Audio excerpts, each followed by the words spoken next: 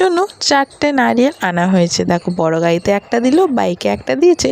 এবার দেখো চলে যাচ্ছি আমরা আমাদের স্পেশাল ফার্স্ট গাড়ি, যেটা হচ্ছে এই স্কুটার। এখন অনেকই কম দেখা যায়, তো এটা অনেক পুরনো, কিন্তু এটার কন্ডিশন এখনও মোটামুটি ভালোই রয়েছে।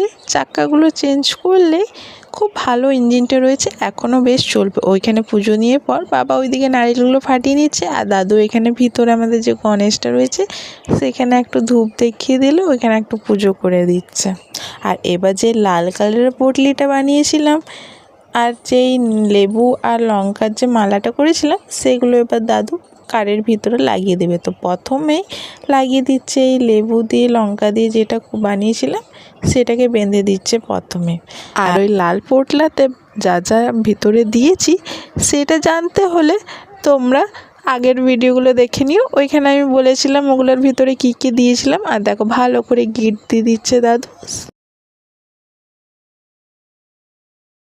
এবার দেখো দাদু এখানেও ভিতরে টিপ দিয়ে দিচ্ছে আবার, আর দিয়ে দিচ্ছে কিছু দেখো চাল আর ধূপ ঘাস অল্প অল্প করে দিয়ে দিচ্ছে। দেখো ঈশ্বরের কাছে, ঠাকুরের কাছেও। আর পুজোর থালাতে কী কী সাজিয়েছিলাম সেগুলো আমি আমার আগের ব্লগগুলো, মানে আগের ব্লগ যে শেয়ার করেছি সেই ব্লগেই আমি বলে দিয়েছি কী কী দিয়েছিলাম আমরা পুজোর থালিতে। আর দেখো এবার বাইক আর স্কুটিগুলো তো দাদু ওই যে লাল পোটলা করেছিলাম শালুতে সেগুলো বেঁধে দিল। এগুলো আমরা প্রতি বছর বাঁধি আর আগেরটা জলে ভাসিয়ে দিই। তো তোমাদেরও এরকম নিয়ম আছে কি না আমাকে জানিও। আর তারপর আবার সবার জন্য এক একটা করে এক্সট্রা লেবু নিয়ে আসা হয়েছিল। সাইকেলগুলোতে নর্মালি ফুল দিয়ে দেওয়া হয়েছিল। আর এই দেখো আবার বাবা সে তখন স্কুটিতে নারিয়েলটা ফাটিয়ে জল দিয়েছিল না বলে এখন আবার দিয়ে দিল। আর ওই দেখো লেবুগুলো নিয়ে এসেছিলাম বললাম না, ওই লেবুগুলো দেখো সামনের চাকাগুলোতে সবারই রেখে দিলাম, স্কুটি বাইক কার দুটো চাকা সামনে রেখে দিলাম। এবার এইটা স্টার্ট করে পর এটার ওপর থেকে নিয়ে যেতে হবে।